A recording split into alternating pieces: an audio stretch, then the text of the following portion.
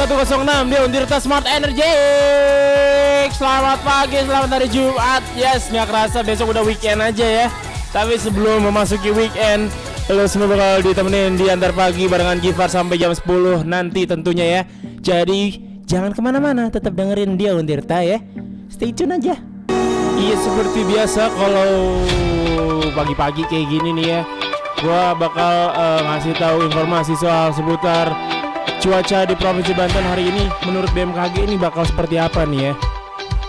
Kalau tadi sih gue berangkat ke sini ya cerah ya cuacanya, alhamdulillah gitu. Nggak kayak kemarin. Kalau kemarin kan diguyur hujan tuh. Buset dah, gue hujan-hujanan, kebasahan semua boy. Tapi sekarang cerah, alhamdulillah ya, menyambut Jumat hari ini yang mana besok sudah weekend gitu. Semoga weekend kamu bakal cerah juga gitu. Hari ini bakal cerah juga seperti pagi ini. Apa sih? Jadi kalau siang nanti ya, menurut BMKG ini cuaca di Provinsi Banten, di daerah-daerah di Provinsi Banten ini diperkirakan nano-nano ya. Ada yang hujan juga, ada yang cerah berawan ya. Kalau daerah yang diguyur hujan ada daerah Bayah, Binuangan, terus juga Gunung Kencana, Kabupaten Lebak, Malingping, Rangkas Bitung, Kota Tangerang, dan Tiga Raksa. Nah selain itu cuacanya cerah berawan ya, kayak di Serang, Pandeglang, Pelabuhan Merak, Labuan, Ciruas, Carita, Bojonegara, dan juga Anyer. Nah itu dia Smartizen. Jadi siang nanti diperkirakan menurut BMKG bakal diguyur hujan beberapa daerah ya. Tapi ada beberapa daerah juga yang diselimuti awan dan juga disinari matahari alias cerah berawan gitu ya. Dan kalau buat malam harinya Smartizen ini cuaca di Provinsi Banten semuanya berawan kalau buat malam harinya ya. Setelah siang ini bercampur antara hujan dan juga cerah ya di daerah-daerah di Provinsi Banten. Malamnya ini udah mulai sama semuanya, seragam, berawan semua. Jadi kalau kamu pengen berkegiatan di malam hari ini bisa banget, karena insya Allah tidak terganggu hujan ya. Jadi kamu bisa melakukan apapun gitu ya, kayak keluar-keluar cari makan, atau mungkin ingin menghabiskan waktu dengan teman kamu setelah bekerja semingguan gitu dari hari Senin ya. Tapi kemarin libur sih, Kemis ya. Jumat masuk rada kentang ya sebenarnya, rada ini kejepit gitu ya. Emang nggak enak sih, emang kurang enak. Mending dibablasin aja ya. Enggak, maksudnya mending nggak usah diliburin gitu. Kamis masuk, Jumat masuk gitu. Ntar liburnya sampai Minggu gitu ya kan. Jadi sekali lagi buat kamu Smartizen yang di daerah-daerah yang diguyur hujan hari ini siang nanti, jangan lupa pakai jaket ya, bawa jas hujan juga, terus persiapkanlah segala macamnya ya, kayak apalagi ya, payung, terus juga sendal, kantong kresek, baju ganti mungkin ya kalau kamu pengen mengganti pakaian kamu. Itu deh kalau buat malamnya. Ini berawan semua, jadi aman banget buat kamu yang pengen keluar-keluar, yang pengen nongkrong-nongkrong, karena besok sudah weekend, udah libur gitu ya. Tapi tetap ingat, kalau misalkan kamu pengen nongkrong-nongkrong, jangan lupa patuhi protokol kesehatan, pakai masker ya. Smartizen seperti biasa, setelah info cuaca, gue mau kasih tahu kalau ternyata di hari ini, di tanggal 12 Maret tepatnya di tahun 1942, ini ada peristiwa yang terjadi di Smartizen. Ini gue bakal kasih tahu nih ya. Jadi ada perang antara tentara Jepang dengan pasukan sekutu di daerah Jawa yang berakhir pertikaian.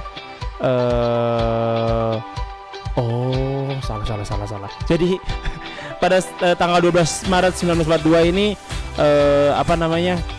perang antara Jepang dan juga pasukan sekutu di Jawa ini berakhir ya. Pertikaian yang dikenal dengan pertempuran Jawa itu berakhir setelah komandan sekutu menandatangani pernyataan menyerah kepada Jepang di Bandung pada 12 Maret 1942 tuh. Jadi pertempuran Jawa antara pasukan sekutu dan pasukan Jepang berlangsung selama hampir 2 pekan ya. Dan juga pasukan sekutu yang kalah kemudian menandatangani penyerahan tanpa syarat kepada Jepang di Bandung. Pertempuran ini merupakan bagian dari Perang Dunia Kedua, yang mana pada 28 Februari 1942 serdadu dari Kekaisaran Jepang menyerang pasukan sekutu di Jawa. Tuh, buset.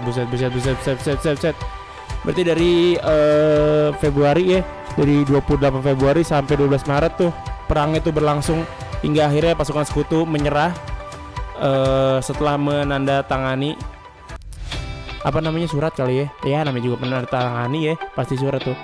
Ya pokoknya menyerah lah pasukan sekutu sama Jepang, dan akhirnya perang ini pun berakhir ya. Aduh, ya semoga nggak ada perang-perang lagi lah ya, nggak mau juga gua anak cucu gua nantinya sih gitu. Ya siapa sih yang mau ngerasain perang gitu kan?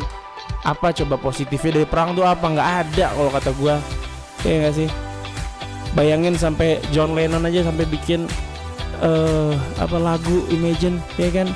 Itu karena melihat peperangan yang terjadi di mana-mana gitu.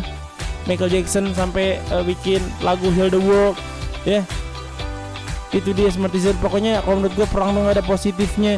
Jadi ya semoga tidak terjadi lagi. Tapi ini adalah informasi sejarah ya buat kamu semua Smartisan. Jadi kalau misalnya ada teman kamu yang nanya, kira-kira waktu tahun 1942 hari ini ada kejadian apa ya? Nah, kamu udah tahu jawabannya ya. Tinggal jawab aja. Jadi gini bro, waktu 12 Maret 1942 itu ada tentara sekutu yang menyerah kepada Jepang. Gitu ya kan. Seriusan searching kalau nggak percaya. Jadi kelihatan pinter tuh ya kan, keren. Karena emang di mana-mana sekarang lagi proses vaksinasi ya di seluruh dunia ya. Dan vaksin teh banyak banget macamnya gitu, mereknya gitu. Dan ini ada Uni Eropa maksudnya ya, yang menyetujui penggunaan vaksin Johnson & Johnson. Seperti yang kita tahu kalau Johnson & Johnson itu terkenal dengan produk bayi, ya nggak sih? Nggak sih, banyak sebenarnya produknya ya. Tapi ya pokoknya dia teh salah satu perusahaan gitu ya, dan dia juga mengeluarkan vaksin COVID ya.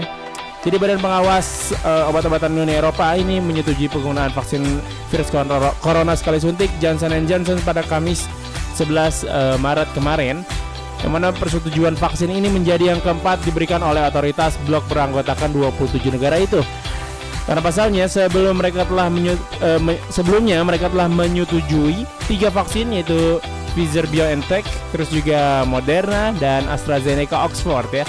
Selain itu, mereka juga tengah mengkaji persetujuan untuk vaksin Novavax, CureVac dan juga Sputnik Rusia. Yang mana keputusan Uni Eropa tersebut sekaligus memberikan harapan baru bagi pelaksanaan program vaksinasi corona di kawasan tersebut yang sampai kini masih berjalan lamban nih. Waduh.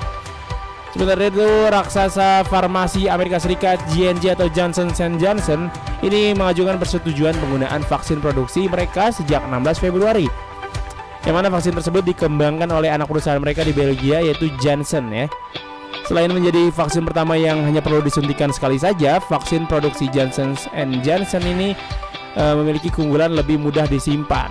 Walaupun begitu, suntikan vaksin mereka dinilai kurang protektif dibandingkan hasil produksi Pfizer dan juga Moderna, karena keduanya memiliki kemanjuran sekitar 95% terhadap semua bentuk COVID dan dari jenis virus corona klasik. Tuh ya. Bedanya nih kalau si Johnson & Johnson ini nggak perlu 2 kali gitu ya tahapannya ya. Doi cuman suntik sekali aja beres. Tapi ya gitu, katanya sih kurang protektif gitu ya dibandingkan hasil produksi dari Pfizer dan juga Moderna. Ya apapun lah ya, apapun yang terjadi, semoga kita doakan saja semoga proses vaksinasi di seluruh dunia berjalan dengan lancar. Semoga vaksinnya benar-benar bisa melindungi kita dari virus COVID-19, biar kita bisa terbebas dari pandemi ini. Ya Allah ya, udah capek pandemi terus, ya Allah tolong. Yes, jadi ini ada anak Presiden Joko Widodo, Gibran Rakabuming Raka, yang semakin mengeluarkan tajinya di bidang politik ya di Indonesia. Yoi. Jadi Ketua Umum DPP Komite Nasional Pemuda Indonesia atau KNPI, Bapak Haris Pratama ini merespon wacana untuk mendorong perutas sulung Presiden Republik Indonesia yaitu Gibran Rakabuming Raka untuk menjadi calon ketua umum. Sebelumnya, Ketua DPD KNPI DKI Jakarta Bambang Irawan menilai Gibran yang kini menjadi wali kota Solo itu layak memimpin DPP KNPI. Bambang pun mengaku akan mengusulkan pelaksanaan Kongres KNPI digelar di Solo. Nah, mendengar wacana soal Gibran tersebut, Haris ini tidak mempermasalahkan karena menurutnya Gibran memang memiliki potensi yang bagus karena bisa memenangkan pilkada ya. Masih muda juga doi, sesuai dengan organisasinya ya kan KNPI. Dan Haris juga membeberkan Kongres untuk memilih Ketua Umum DPP KNPI sejatinya digelar pada Desember 2021 nanti ya, karena masa jabatan dia memang berakhir pada bulan tersebut. Tapi sebelum itu dia mengatakan pihaknya akan menggelar Rapim Purnas bersama OKP dan juga DPD KNPI untuk menentukan tanggal dan lokasi kongresnya. Adapun usulan kongres diselenggarakan di Kota Solo, yang mana dia bilang kalau harus dimusyawarahkan terlebih dahulu ya, jadi nggak bisa langsung fix deal Solo aja udah, nggak gitu. Jadi harus ada obrolan dulu ya. Dan Pak Haris juga berharap tokoh di eksternal bisa melihat KNPI bukan organisasi yang bisa dikendalikan semaunya. Dia tidak ingin ulah oknum membuat KNPI kembali meredup dan tidak bisa berpartisipasi dalam pembangunan negara tuh. Dan dia juga bilang katanya kalau dirinya adalah ketua umum DPP KNPI yang sah karena dipilih dalam kongres. Dia pun memastikan akan menggelar kongres sesuai dengan jadwalnya nanti ya. Pokoknya ditunggu aja deh Smartizen ya. Si kongresnya tuh kayaknya Desember ya.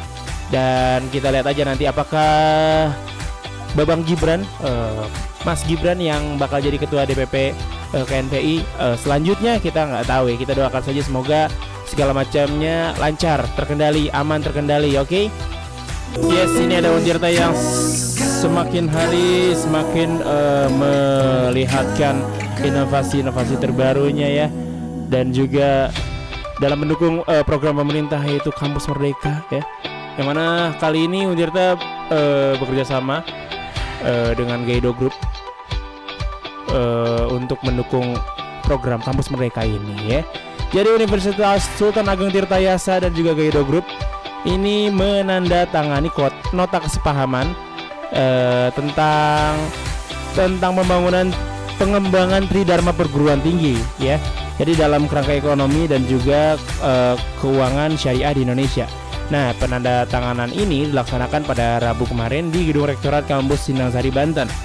Yang mana penandatanganan ini dilakukan oleh Muhammad Hasan Gaido selaku Direktur Utama Gaido Group dan juga Profesor Dr.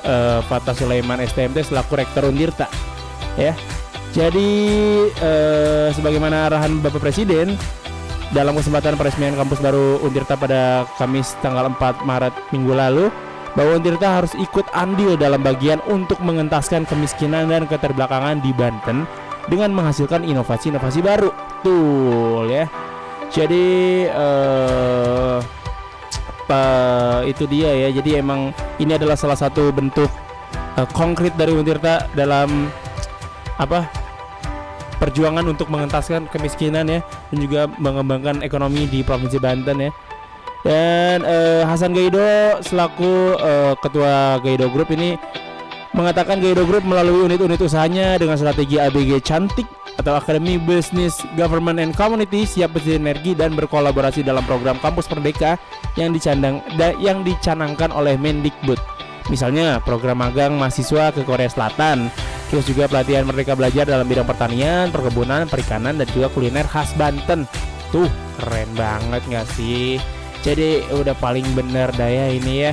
Jadi semoga kerjasama antara Gaido Group dan juga Untirta ini semakin membuat mahasiswa-mahasiswa Untirta menjadi lebih baik ya, lebih oke lagi ya. Karena kan itu ada program magang ke Korea, itu pasti mahasiswi yang doyan K-pop tuh pasti pada pengen banget tuh Pak ya. Tolong dah. Tapi tolong dipantau juga, takutnya mereka liburan nonton K-pop nantinya di sono ya. Oke, kita doakan saja semoga Untirta semakin maju lagi, semakin jaya lagi, semakin banyak lagi inovasi-inovasinya dalam ikut serta dengan ikut andil di masyarakat ya, agar mengentaskan kemiskinan dan juga membuat masyarakat Banten khususnya lebih lebih berprestasi lagi ya kan. Sini ada Aprilia Manganang yang menjadi sorotan ya sekarang ya di media sosial dimanapun, karena dia baru aja dinyatakan sebagai pria ya sekarang. Kalau sebelumnya dia tuh memiliki jenis kelamin perempuan gitu ya, tapi sekarang sudah diresmikan kalau Aprilia Manganang ini pria gitu ya. Jadi sosok anggota Korps Wanita TNI Angkatan Darat atau KOWAT bernama Serda Aprilia Manganang ini menjadi sorotan warganet ya. Ini awalnya tuh kenapa dia menjadi sorotan? Ini karena performanya waktu Asian Games ya di 2018 lalu. Secara fisik emang Aprilia Manganang ini tubuhnya seperti laki-laki gitu ya, keker gitu ya, dan juga berotot. Dia pun sempat dicurigai seorang pria sampai akhirnya pada 2020 peraih 3 MVP Pro Liga ini menyatakan pengunduran dirinya dari dunia voli. Jadi mantan atlet voli putri tim nasional Indonesia Aprilia Manganang ini membuat warganet heboh ya setelah diumumkannya bahwa Aprilia Manganang berjenis kelamin laki-laki. Ini Kepala Staf Angkatan Darat KSAD Jenderal TNI Andika Perkasa menjelaskan berdasarkan ilmu kesehatan urologi, Aprilia memiliki jenis kelamin pria. Pria yang memiliki jabatan sebagai Sersan 2 atau Serda di Satuan TNI Angkatan Darat ini disebut mengalami kelainan hipospadia yang dialaminya sejak lahir di RSPAD Gatot Subroto Jakarta. Dan dalam pemeriksaan medisnya dilihat dari urologi ternyata bahwa Sersan Manganang ini lebih memiliki organ-organ jenis kelamin laki dan bahkan tidak ada organ internal jenis kelamin wanita. Nah, maka dari itu secara administratif dan sosial Aprilia dikenal sebagai seorang wanita. Tapi melalui pemeriksaan secara medis Aprilia dinyatakan oleh seorang pria ya, dinyatakan seorang pria. Kedepannya akan dilakukan perubahan pada bagian administrasi dan sebagainya mengenai perubahan jenis kelamin Serda Aprilia. Yang mana perubahan jenis kelamin mantan atlet voli putri ini cukup mengguncang warganet, jelas pasti banget. Dan banyak yang lantas menyampaikan pendapat mereka mengenai laki-laki bertubuh kekar tersebut. Meski dinyatakan wanita sejak lahir, tapi Aprilia sendiri memiliki bentuk tubuh seperti seorang pria deh ya. Tapi doi berprestasi banget Smartizen di dunia volinya ya. Itu waktu gua nonton Asian Games itu wah keren banget sih emang.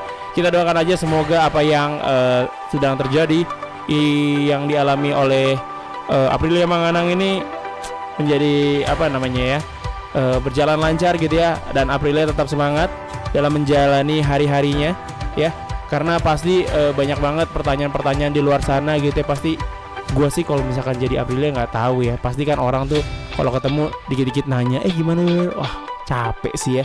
Udah pokoknya apapun yang terjadi kita dukung aja Aprilia Manganang ya, karena sekarang dia sedang ada di Korps TNI Angkatan Darat ya. Semoga bisa sukses di TNI Angkatan Daratnya, amin. Ya sudah jam 8 berarti waktunya kita ngomong sesuatu nih, karena tadi di berita viral gue mau beritain soal Aprilia Manganang ya, yang sudah resmi menjadi laki-laki. Dan kabarnya Aprilia Manganang ini memiliki kelainan yaitu hipospadia. Apa itu hipospadia? Nah ini dia bakal gue kasih tahu ya sekarang ya. Jadi Aprilia Santini Manganang, mantan atlet voli putri nasional, ini dinyatakan sebagai laki-laki. Pernyataan tersebut diungkapkan oleh Kepala Staf Angkatan Darat Kasat Jenderal TNI Andika Perkasa pada Selasa 9 Maret 2021 kemarin. Dan selain dikenal sebagai atlet voli, Manganang juga diketahui telah bergabung di jajaran TNI Angkatan Darat sejak 2016 dan memiliki pangkat Serda. Manganang sendiri dinyatakan sebagai laki-laki setelah menjalani pemeriksaan medis di Rumah Sakit Angkatan Darat Walter Mongasidi, Manado, dan RSPAD Gatot Subroto Jakarta pada Februari lalu. Dan hasil pemeriksaan medis Manganang ini menyebutkan kalau dia menderita hipospadia sejak lahir dan terlahir sebagai laki-laki. RSPAD mengklaim tidak menemukan organ internal perempuan di dalam tubuh Manganang. Tapi kamu pasti bingung kan, apa itu hipospadia? Nah karena emang ini ya yang bikin netizen tuh bingung gitu. Kok bisa sih dari perempuan jadi laki-laki gitu? Emang hipospadia apaan sih? Nah jadi hipospadia adalah kondisi bawaan atau cacat lahir pada bayi laki-laki yang menyebabkan lubang uretra bukan berada di ujung penis, melainkan di bawah penis ya. Uretra merupakan saluran yang membawa urin mengalir dari kandung kemih keluar dari tubuh. Dan kondisi ini mengakibatkan tampilan tidak normal pada alat kelamin laki-laki pada anak ya. Dalam kasus Manganang, keluarga dan tenaga medis yang menanganinya dahulu tidak begitu paham dengan jenis kelainan tersebut. Nah, ini nih yang menyebabkan Manganang tidak dinyatakan sebagai perempuan karena kondisi alat kelaminnya yang berbeda. Nah, bayi yang terlahir dengan hipospadia umumnya ini memiliki masalah saat buang air kecil dengan berdiri, sehingga mengharuskannya untuk duduk. Tapi menurut Mayo Clinic, ini kondisi ini dapat diatasi dengan pembedahan atau operasi ya. Dan hipospadia sendiri ini termasuk kondisi langka. Itu hanya mempengaruhi 4 dari 1000 kelahiran. Buset, 4 dari 1000 tuh ya. Dan kondisi ini biasanya terbentuk selama minggu ke-8 sampai minggu ke-14 kehamilan. Itu dia Smartisan. Jadi buat kamu nggak usah bingung-bingung lagi ya. Jadi hipospadia adalah emang kondisi bawaan cacat lahir gitu pada bayi, yang mana saluran uretra atau saluran kencingnya itu bukan berada di ujung tapi di bawah gitu ya. Nah, ini nih yang bikin mungkin pada saat itu ya tim dokter di daerah tempat lahirnya Aprilia Manganang ini kebingungan atau mungkin belum tahu gitu apa yang dialami oleh Manganang ini ya. Tapi sekarang sudah resmi Aprilia Manganang dinyatakan sebagai pria ya, sebagai lelaki, yang mana mungkin nanti proses selanjutnya bisa jadi mungkin bakal dioperasi apa segala macam ya. Jadi kita doakan saja tetap semangat terus Aprilia Manganang, karena udah pasti sih Aprilia Manganang nih sangat menginspirasi, apalagi khususnya buat junior-juniornya di volley Indonesia ya. Kokin Ardhito Pramono bikin hari kita menjadi semangat nih ya. Dan gue masih ngomongin soal si hipospadia yang diidap juga oleh Bang gimana sekarang manggil ya, pokoknya yang diidap sama Aprilia Manganang lah ya. Dan sebenarnya gejala hipospadia dan kapan harus ke dokter ini seperti apa nih ya. Sekarang gue mau ngasih tahu itu terus Spartisan. Jadi si hipospadia ini memiliki gejala juga. Jadi kondisi hipospadia pada setiap penderita bisa berbeda-beda. Pada sebagian besar kasus, lubang kencing terletak di bagian bawah kepala alat kelamin pria, dan sebagian lain memiliki lubang kencing di bagian bawah batang alat kelaminnya, dan sebagian lain memiliki lubang kencing di skrotum atau buah zakar. Tetapi kondisi ini jarang terjadi. Nah, akibat letak lubang kencing yang tidak normal, anak dengan hipospadia akan mengalami gejala seperti percikan urin tidak normal saat buang air kecil, terus kulup hanya menutup bagian atas kepala alat kelamin, terus bentuk alat kelamin melengkung ke bawah. Nah, sebenarnya kapan sih harus ke dokter buat para penderita atau pengidap hipospadia ini? Nah, hipospadia yang tidak ditangani dapat menyebabkan komplikasi ya, yang menurunkan kualitas hidup penderitanya. Oleh karena itu, segeralah ke dokter jika kamu melihat sejumlah gejala di atas pada anak, terutama posisi lubang uretra yang tidak normal. Karena semakin ini penanganan, semakin baik pula hasil yang bisa dicapai itu Smartisan ya. Dan prosedur penanganan hipospadia ini seperti apa? Nah, secara umum kondisi hipospadia dapat diatasi dengan pembedahan. Prosedur pembedahan biasanya dilakukan saat anak laki-laki berusia 3-18 bulan. Nah, pembedahan sendiri dapat dilakukan secara bertahap, mulai dari menempatkan lubang uretra di tempat yang tepat, memperbaiki lekukan penis, sampai memperbaiki kulit di sekitar pembukaan uretra. Tuh, begitu Smartisan ya. Jadi memang ada gejalanya juga. Jadi kalau misalnya kamu di keluarga kamu mungkin ya, tapi jangan sampai lah ya. Ya tapi namanya juga ini mah atau faktor apa, kita mah tidak bisa mengatur ya. Jadi kalau misalnya ada sanak keluarga kamu yang memiliki hal yang sama gitu, kejadian yang sama gitu ya, percikan urin yang nggak normal, terus kulupnya cuman bagian atas dan atas kepala alat kelaminnya doang, terus bentuknya melengkung ke bawah, itu tuh harus segera dibawa ke dokter, karena memang kalau semakin dini pencegahan penanganan ya, maka semakin baik pula nanti hasil yang bisa dicapainya. Gitu dia Smartisan. Jadi kalau misalnya kamu ketemu langsung dengan kejadian seperti ini, langsung aja kamu jadi tahu kan caranya seperti apa. Langsung aja ke dokter, hubungi dokter dan konsultasi dia sama dokter baiknya seperti apa ya, biar tindakannya tidak salah. Apalagi kalau misalkan dinanti takutnya malah semakin nggak apa ya, sulit untuk ditangani gitu, atau mungkin hasil sempurnanya sulit dicapai. Itu dia Smartizen. Jadi ngomongin soal hipospadia Smartizen, dan sekarang gue mau ngasih tahu sebenarnya apa sih yang menyebabkan hipospadia dan bagaimana cara mendiagnosis si hipospadia itu Smartizen ya. Kalau tadi kan udah dikasih tahu gejalanya dan apa yang harus dilakukan. Sekarang gue mau ngasih tahu apa nih penyebabnya ya. Jadi banyak ahli percaya kalau kasus hipospadia ini disebabkan oleh kombinasi gen dan faktor lain, seperti kondisi ibu saat hamil, yang mana menurut CDC ada beberapa faktor yang meningkatkan risiko bayi laki-laki lahir dengan hipospadia, yaitu yang pertama ibu yang hamil di atas usia 35 tahun. Terus yang kedua ibu yang hamil dengan obesitas. Terus yang ketiga perempuan yang hamil dengan menggunakan bantuan teknologi reproduksi, konsumsi hormon atau obat-obatan tertentu selama masa kehamilan ya. Dan hipospadia juga memiliki komplikasi. Jadi ada beberapa komplikasi hipospadia, antara lain anak nanti kesulitan untuk belajar buang air kecil di kamar kecil. Terus bentuk Mr. P tidak normal. Terus gangguan akibat ejakulasi tidak normal. Gangguan psikologis akibat pengidap tidak percaya diri dengan kondisi alat vitalnya. Terus yang terakhir Mr. P melengkung tidak normal saat ereksi. Itu dia Smartizen ya. Jadi kalau sebenarnya si hipospadia ini apa namanya ya, kan bukan yang namanya anak ya, kita kan nggak tahu ya. Tapi itu kan pemberian dari yang maha kuasa gitu ya. Jadi tapi kalau misalnya anak sudah terlahir dengan hipospadia, itu tadi harus segera dibawa ke dokter. Bagaimana pencegahan penanganannya gitu ya, biar nggak salah-salah, karena takutnya nanti kan terjadi beberapa komplikasi seperti yang udah aku sebutin tadi ya. Takutnya nanti si anak nggak bisa belajar buang air kecil di kamar kecil. Terus juga takutnya nanti si anak merasa tidak percaya diri karena kondisi alat vitalnya berbeda dengan teman-teman yang lain gitu ya. Dan ini cara mendiagnosis hipospadia ini seperti apa nih? Jadi hipospadia dapat diketahui melalui pemeriksaan fisik setelah bayi dilahirkan.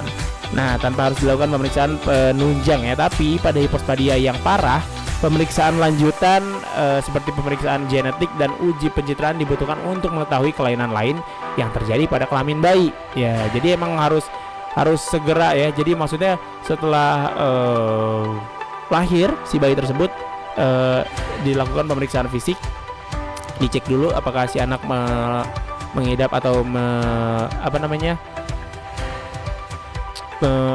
mengidap hipospadia ya. Ya ampun, susah banget ngomong. Iya, tapi ya dicek fisik aja ya. Kalau misalkan normal ya normal. Kalau misalnya ada hipospadia, berarti harus ada penanganan lebih lanjut ya. Tapi tunggu tadi harus umur 3 sampai 18 bulan tuh ya, baru bisa dilakukan penanganan. Itu dia Smartizen penyebab hipospadia dan juga bagaimana diagnosis hipospadia ya. Setelah ini masih ngobrolin hipospadia, tentunya gue bakal ngasih tahu bagaimana cara pengobatan dan penanganan hipospadia ini sendiri ya. Jadi jangan kemana-mana ya kan. Ini ada Imagine Dragons dulu nih, Believer. Yo, balik lagi sama Givar di atas lagi tentunya. Dan masih ngobrolin soal hipospadia yang mana dialami oleh mantan pevoli Timnas Putri Indonesia Aprilia Manganang, yang sekarang sudah resmi menjadi seorang laki-laki ya. Dan seperti yang sudah gue janjikan tadi, kalau gue sekarang bakal ngasih tahu bagaimana pengobatan dan penanganan dari si hipospadia ini sendiri ya, Smartizen. Jadi pengobatan hipospadia, jadi kalau misalkan ada seorang anak yang positif didiagnosis hipospadia, penanganan medis ini belum tentu dibutuhkan karena hal ini tergantung pada tingkat keparahan hipospadia yang dialaminya. Beberapa tujuan dari penanganan hipospadia antara lain membuat urin mengalir keluar melalui ujung depan Mr. P. Terus membuat Mr. P tidak membengkok ketika ereksi. Terus juga yang terakhir membuat Mr. P terlihat senormal mungkin ya. Dan kalau lubang uretra terletak sangat dekat dari lokasi yang seharusnya dan bentuk Mr. P tidak melengkung, penanganan medis secara khusus kemungkinan tidak perlu dilakukan. Tapi kalau lubang uretra berada jauh dari lokasi yang seharusnya, operasi pemindahan uretra perlu banget dilakukan ya. Dan operasi tersebut dapat dilakukan kapan saja nih Smartizen. Tetapi masa idealnya adalah saat anak berusia 4 bulan sampai 1,5 tahun, yang mana dokter bedah akan memposisikan uretra pada lokasi yang seharusnya. Jadi pada bentuk Mr. P yang melengkung ke bawah karena pertumbuhan kulup yang tidak normal, dokter akan perbaikinya sehingga Mr. P kembali ke bentuk yang normal tuh. Dan nantinya dokter bedah juga dapat melakukan cangkok jaringan tubuh yang diambil dari kulup atau bagian dalam mulut untuk merekonstruksi saluran urin. Jadi jika lubang uretra berada di dekat pangkal Mr. P, jaringan dari kulup umumnya ini diperlukan dalam operasi ini, sehingga proses sunat sebelum prosedur rekonstruksi ini selesai dilakukan harus ditunda. Itu dia cara pengobatan di Smartizen ya. Jadi nggak harus selalu langsung di operasi atau apa segala macam ya. Yang dilakukan penanganan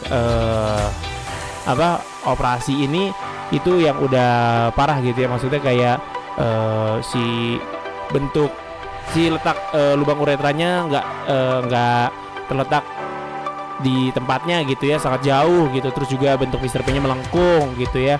Itu tuh yang harus dilakukan penanganan operasi ya.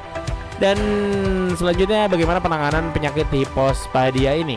Jadi kalau posisi lubang kencing sangat dekat dari posisi yang seharusnya dan bentuk Mr. P tidak melengkung, penanganan mungkin tidak diperlukan. Tapi kalau letak lubang kencing jauh dari posisi normalnya, ini operasi perlu dilakukan. Idealnya operasi dilakukan ketika bayi berusia 6-12 bulan tuh ya.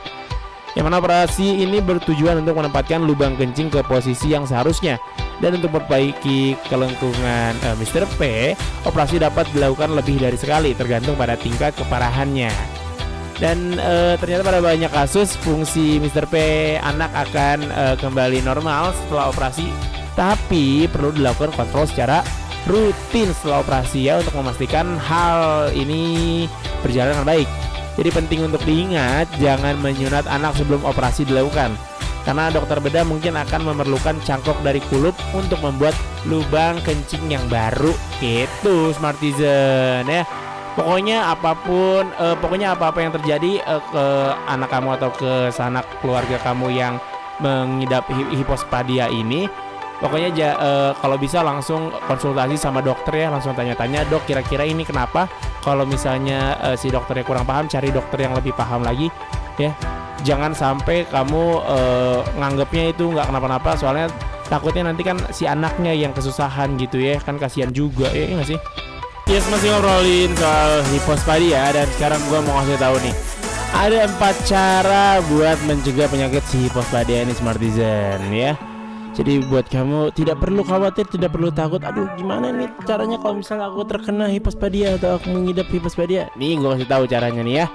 Jadi ibu hamil dapat mengurangi resiko hipospadia pada janin dengan melakukan sejumlah hal sederhana nih Smartizen.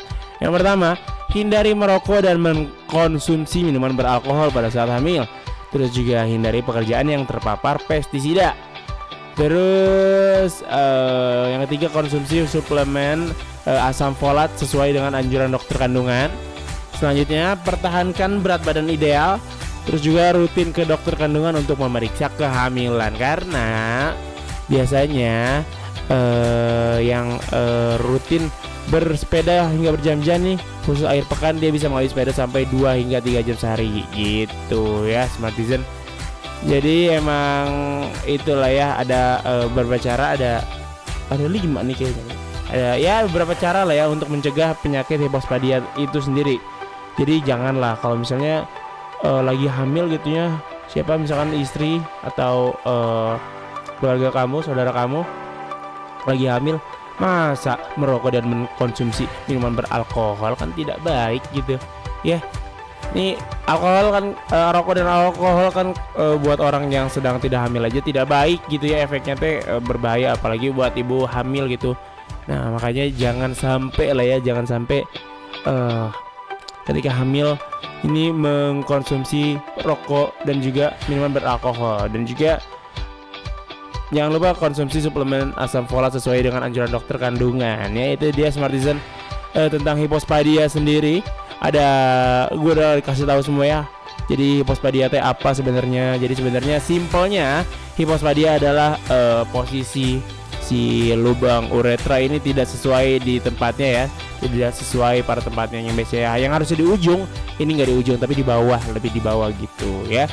Nah kalau yang udah parah, yang uretranya jauh posisinya dari tempat yang seharusnya, ini harus dilakukan penanganan operasi ya. Gitu dia Smartisan. Nah jadi nggak usah bingung-bingung lagi ya. Kamu kalau misalkan ada teman kamu nanya soal hipospadia teh apa, kenapa Aprilia Manganang teh hipospadia gitu-gitu, kamu sudah bisa jawab ya Smartisan.